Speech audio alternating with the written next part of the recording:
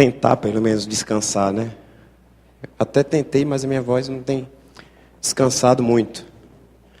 Eu brinquei pela manhã que tinha uma propaganda de shampoo.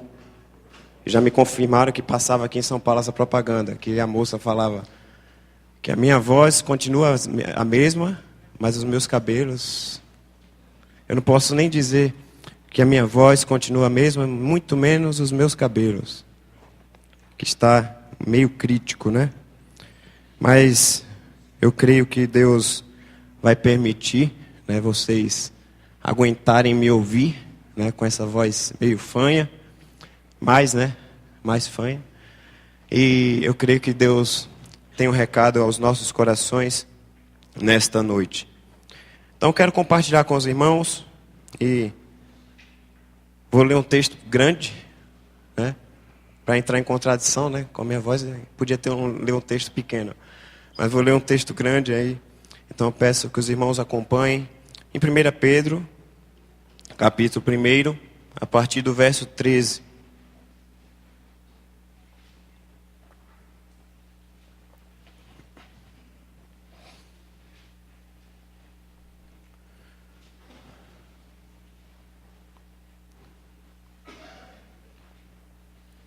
Primeira carta de Pedro, capítulo 1, a partir do verso 13. Diz o seguinte aqui na minha tradução: portanto, estejam com a mente preparada, prontos para agir, estejam alertas e coloquem toda a esperança na graça que lhes será dada quando Jesus Cristo for revelado. Como filhos obedientes, não se deixem amoldar pelos maus desejos de outrora, quando viviam na ignorância. Mas assim como é santo aquele que os chamou, sejam santos vocês também em tudo o que fizerem. Pois está escrito: sejam santos, porque eu sou santo. Uma vez que vocês chamam Pai aquele que julga imparcialmente as obras de cada um, portem-se com temor durante a jornada terrena de vocês, pois vocês sabem que não foi por meio de coisas perecíveis, como prata ou ouro, que vocês foram redimidos da sua maneira vazia de viver, transmitida por seus antepassados, mas pelo precioso sangue de Cristo, como de um cordeiro sem mancha e sem defeito, conhecido antes da criação do mundo, revelado nestes últimos tempos, em favor de vocês.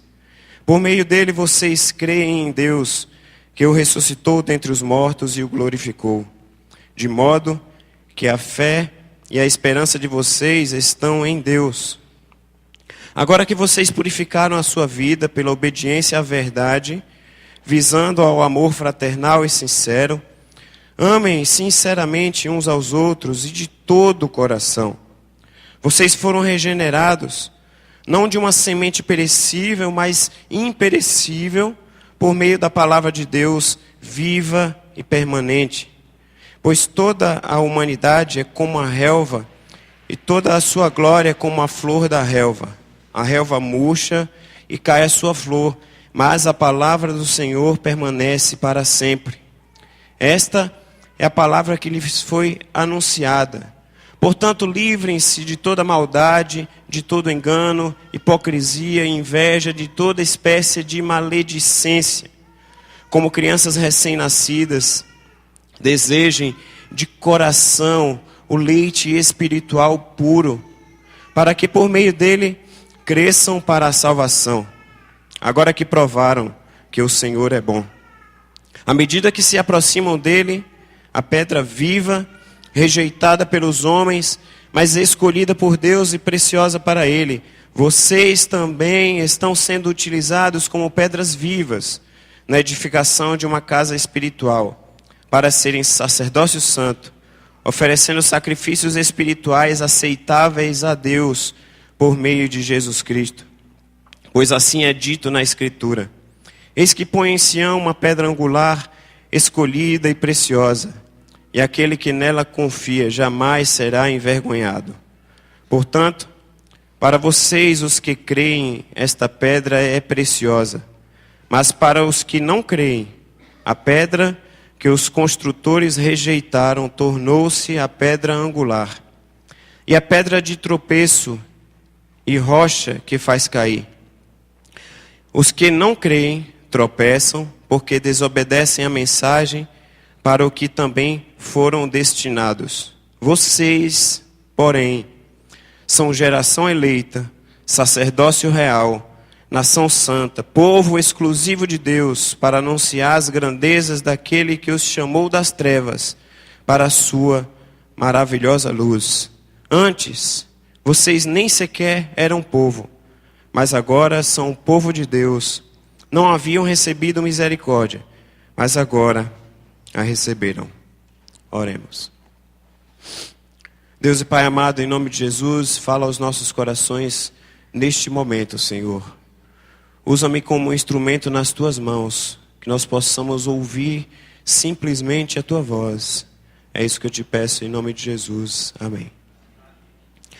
Aqui nessa carta de Pedro, a primeira carta de Pedro, ele escreve aos crentes e várias lições nos são tiradas. E hoje pela manhã nós falamos um pouco, ali no capítulo 3, sobre alguns desafios que Pedro deixou para a gente, para os cristãos na época e para a gente também como consequência, visto que a palavra de Deus está aqui registrada para incomodar os nossos corações. Então Pedro ele escreve vários desafios e o início dessa porção da palavra de Deus que nós começamos a ler aí no verso 13, Pedro ele começa desafiando os crentes, exortando-os a uma vida de santidade. E ele lembra que nós devemos ser santos como o nosso Pai é santo. Como é difícil muitas vezes, num mundo tão na contramão daquilo que a palavra de Deus defende. Como é difícil para mim e para você, no mundo tentador que a gente vive, no mundo tenebroso que a gente vive, a gente ter uma vida de santidade. É muito complicado quando a gente começa a se adequar aos valores, ao nosso procedimento, ao nosso agir, e a gente começa a achar que tudo é natural, tudo é normal. E a gente está vivendo uma crise política no país, e a gente liga a TV, e infelizmente dá até ânsia de ver as notícias últimas sobre o país. E quando a gente vê aqueles políticos, a gente fala, é tudo um bando de safado, desonesto, corrupto. Mas o mundo que a gente vive, e eu rodando nas ruas, entrando vários tipos de pessoas no meu carro, a conversa de 90% das pessoas é sobre o país, a crise do país. Eu tenho tido a oportunidade de falar para cada uma delas e falar, sabe o que? Eu falo, gente, o desafio é grande, mas a gente consegue incriminar, eu não estou aqui defendendo, me entenda, mas a gente consegue incriminar os políticos, a crise política do país, a crise corrupta, né? Um mundo corrupto e o país chamado Brasil, que tem as suas riquezas naturais, como diria a canção, um país abençoado por Deus, ele está sendo um país acabado pela corrupção. Mas às vezes a gente consegue identificar o político A, B, C, D. E a gente, no nosso acesso, naquilo que a gente tem acesso, a gente também vive um mundo de corrupção. Aquela caixa de clipes que a gente pega no trabalho, porque eu estou precisando de clipes em casa, eu levo para casa. Quando a gente vai buscar o filho na escola, que está todo mundo naquela fila comprida, eu vou lá e faço uma fila dupla. É tão rápido que eu pego meu filho para entrar no carro. Quando você perde a sua entrada, e você lembra que o retorno é lá na frente, aí você lembra do preço da gasolina. Eu vou ter que rodar 5 quilômetros a mais para pegar aquele retorno, eu vou fazer um gato aqui. São coisas que estão ao nosso acesso e a gente vai se adequando a um mundo perecível, a um mundo corrupto, e vamos nos tornando iguais ou semelhantes àqueles que estão vivendo esse mundo de corrupção. Nós somos desafiados a ter uma vida de santidade, uma vida digna, uma vida diferente. E Pedro, ele coloca aqui lá no verso 22, ele lembra que agora que nós fomos purificados, temos a nossa vida purificada pela obediência à verdade, visando ao amor fraternal e sincero, amem sinceramente uns aos outros e de todo o coração. Nós que tivemos as nossas vidas transformadas e regeneradas, nós que somos levados a ter uma vida de santidade, porque é o desafio que eu estou falando para você, nós temos que lembrar de nos amarmos uns aos outros. Todo mês a gente faz a ceia do Senhor, a gente relembra o sacrifício de Cristo. Mas o sacrifício e o desafio para a gente, ele é diário, ele é constante. E hoje pela manhã a gente falou dessa questão do exemplo lá que Pedro deixou registrado lá no verso 1 do capítulo 3. Nós somos desafiados a viver uma vida de santidade. Sejam santos, porque o Deus que você professa, Ele é um Deus santo, Ele é Deus digno, Ele é um Deus perfeito. É bem verdade que aqui na terra, no mundo onde a gente vive, a gente vai constantemente em busca dessa perfeição, dessa santidade. A gente não vai atingir. Mas a gente deve continuar com o foco na santidade. E aqui o apóstolo Pedro, ele coloca algumas figuras que nos identificam e nos levam a desafiar a essa vida de santidade. E aqui no capítulo 2, ele coloca, vou ler desde o início. Portanto, livrem-se de toda maldade, de todo engano, hipocrisia, inveja, de toda espécie de maledicência. Verso 2. Como crianças recém-nascidas, desejem de coração leite espiritual puro, para que por meio dele cresçam para a salvação. A primeira figura que o apóstolo Pedro coloca aqui como desafio para a nossa vida de santidade é a figura da criança recém-nascida. Nós temos na nossa igreja duas, né? A Manu e a Lívia.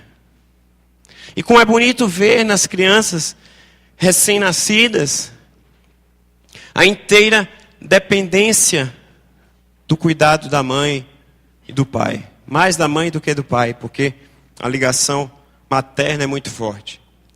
E a criança, como diria o ditado, quem não chora, não mama. A criança, ela tem como defesa do seu organismo, quando ela está com fome, quando ela está com dor, quando ela está sentindo algum desejo natural, físico, necessário para a vida dela, ela chora. A criança recém-nascida, ela chora até ela conseguir a coisa que ela quer, que ela precisa. E aqui o apóstolo Pedro, ele coloca a primeira figura para uma vida de santidade, que nós devemos ser como crianças recém-nascidas. Mas não crianças mimadas, crianças com mimimi, crianças com cuidadinho, que estão já na sua vida adulta, mas na sua infantilidade. Que o outro olha com cara feia porque está com dor de dente, coitado. Você já acha que você fez alguma coisa para ele, mas você não tem coragem de ir lá perguntar para ele. Aí você acha que... aí leva a um achismo, do achismo. E às vezes você fica sem se falar com a pessoa. Porque você está se tornando como criança, mas não no sentido que o apóstolo Pedro está desafiando aqui. Aqui ele coloca o primeiro desafio, a primeira figura de linguagem que ele coloca, que nós devemos ser como crianças recém-nascidas, mas que precisam, que desejam ardentemente de uma nutrição, mas não de uma nutrição física, de uma nutrição espiritual, de um crescimento espiritual, de um desejo de continuar vivendo a palavra de Deus. Meus irmãos, A palavra de Deus, ela é tão direta, ela é tão simples, ela é tão pura. E a gente bate no peito às vezes e fala, eu tenho 15, 20, 25 anos de convertido. Mas na hora que alguém pisa no seu calo, aquele calinho seco que já dói sem ninguém pisar. Aí vem um abençoado, e ele não sabe que você tem aquele calo. Mas ele pisa exatamente no calo. E dói, né? Como dói? E aqui o apóstolo Pedro, ele coloca que nós devemos ser como crianças que desejam uma nutrição espiritual, um crescimento da palavra. Porque isso vai fazer a diferença no nosso dia a dia, meus irmãos. Vai nos fazer crescer espiritualmente, crescer para ter uma vida de santidade. Uma outra figura que ele coloca aqui,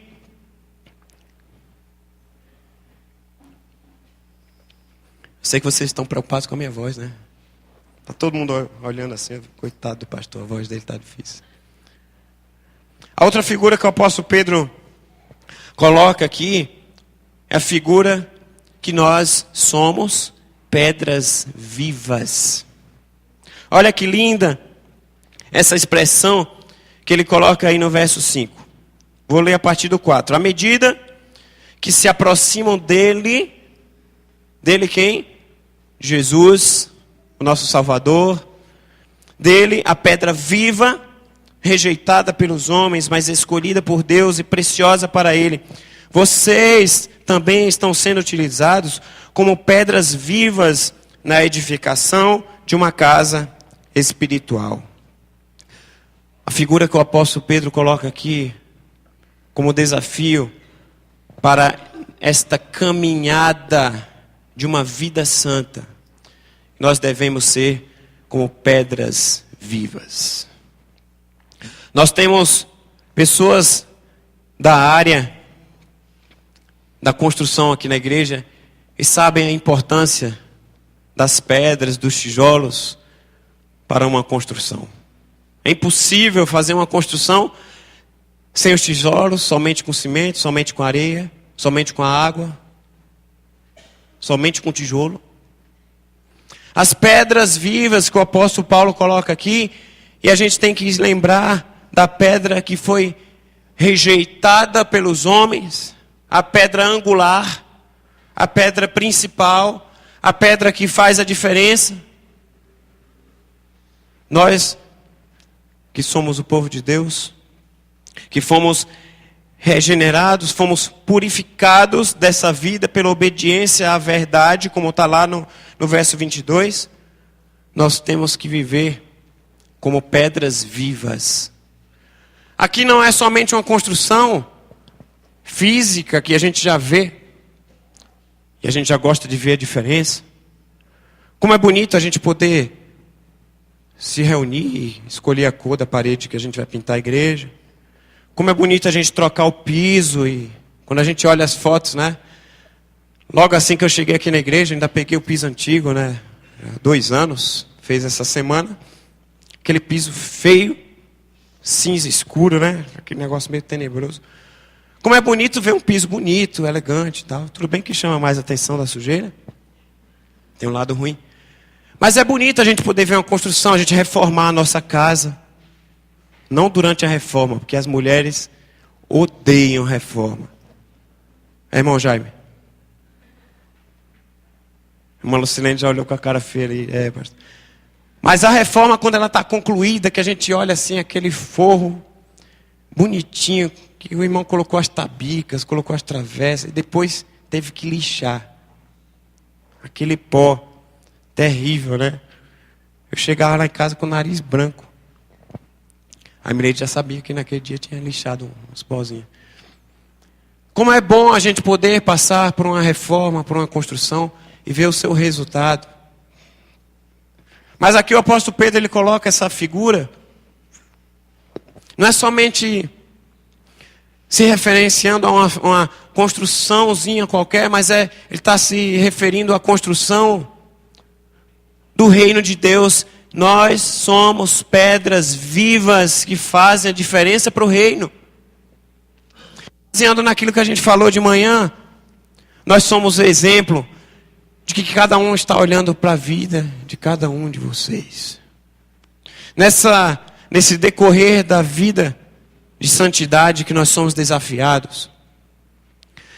O desafio não é chegar aqui no domingo e você levantar a mão e cantar bonito, cantar entoando o teu louvor a Deus.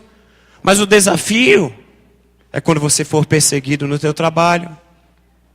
O desafio é quando o teu vizinho te xingar. O desafio é quando alguém te caluniar. Quando alguém falar mal de você. Aí você tem que lembrar da figura que o apóstolo Pedro coloca aqui, que nós devemos ser como pedras vivas, utilizadas para uma edificação de uma casa espiritual.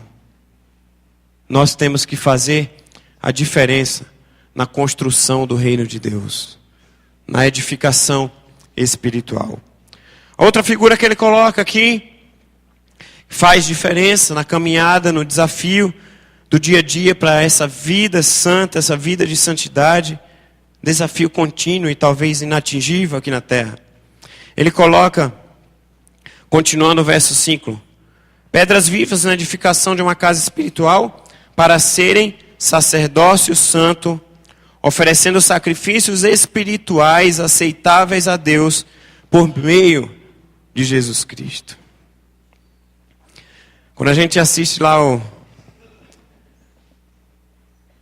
eu não quero aqui fazer nenhuma apologia e nenhuma crítica à igreja, à emissora que fez a série dos 10 mandamentos. Mas foi uma série muito bem produzida, baseada na palavra. Tem um pouco de ficção no meio, como uma novela. Mas é interessante a gente ver, a gente se identificar com o povo da história do Antigo Testamento, que faziam sacrifícios a Deus, porque era o que tinha acesso na época. Até vinha a nova aliança e o novo sacrifício, e a gente relembra no dia de hoje isso. O novo sacrifício, agora não mais aquele cordeiro que o povo na época procurava, um cordeiro sem defeito, sem mancha. Mas o sacrifício feito na nova aliança é o próprio Jesus, Cordeiro Pascual, perfeito, sem defeito. E ele foi entregue por mim e por você, para fazer a diferença. Quando nós lembramos aqui sobre o sacerdócio santo, nós somos o sacerdócio santo e devemos oferecer sacrifícios espirituais aceitáveis a Deus. Agora a gente não precisa mais, de acordo com a tua renda financeira, como era na época do antigo. Se você tem condições, você sacrifica um cordeiro. Se você não tem, sacrifica uma pombinha. Agora o nosso sacrifício é relembrar o que Jesus fez por cada um de nós. E lá no Salmo 51, o salmista fala que os sacrifícios que são agradáveis a Deus é um coração quebrantado. Meus irmãos, na nossa caminhada cristã para uma vida de santidade, nós temos um sacerdócio santo. Não mais precisamos de um sacerdote para ser um intermediador. Embora as pessoas falam, pastor, ora por mim, pela minha saúde e tal. Eu fico muito feliz quando alguém me procura. Eu fico muito feliz quando alguém fala, pastor, eu estou doente. Porque é difícil mesmo a gente saber, né? Já puxei a orelha de alguns aqui. Ah, então, pastor, eu estava internado. Como é que a irmã não me avisou? Né, irmã Doranei? Como é que a irmã não me avisou? Eu fico feliz quando as pessoas falam, pastor, ora por mim, eu estou internado, minha filha está internada e tal. Mas a minha oração por eu ser pastor não vai chegar mais rápido ao trono de Deus. O pastor é assim, é com o homem, né? O pastor passa 24 horas orando. Não é isso, gente. Nós somos sacerdotes. Nós temos livre acesso ao Pai. E a gente tem que relembrar que na nossa vida, ou na nossa caminhada para uma vida de santidade, nós devemos oferecer os sacrifícios que são agradáveis a Deus, que são uma vida quebrantada diante dele a cada dia. A última figura que ele coloca aqui, que é uma figura linda, e a gente cita o verso isolado, que o verso isolado eu poderia somente ler ele, ter poupado a minha voz, e eu teria certeza que o Espírito Santo ia falar do mesmo jeito. Mas Deus tem segurado a minha voz, né? Vai dar certo até o final. Última figura de linguagem que ele coloca aqui para essa vida de santidade está lá no verso 9.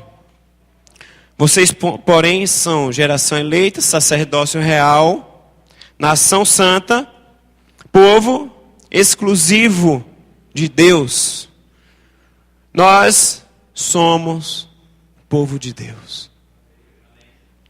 Gente, isso é muito lindo.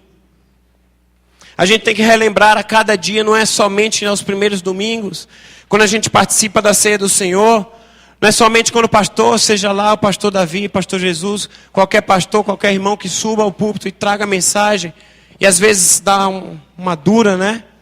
As pessoas até brincam, nossa, pastor, saí com o lombo doendo hoje. Não é somente nesses dias que a gente tem que relembrar, mas nós somos o povo de Deus e nós estamos aqui para fazer a diferença no dia a dia, na busca da santidade. Povo exclusivo de Deus, povo escolhido por Ele.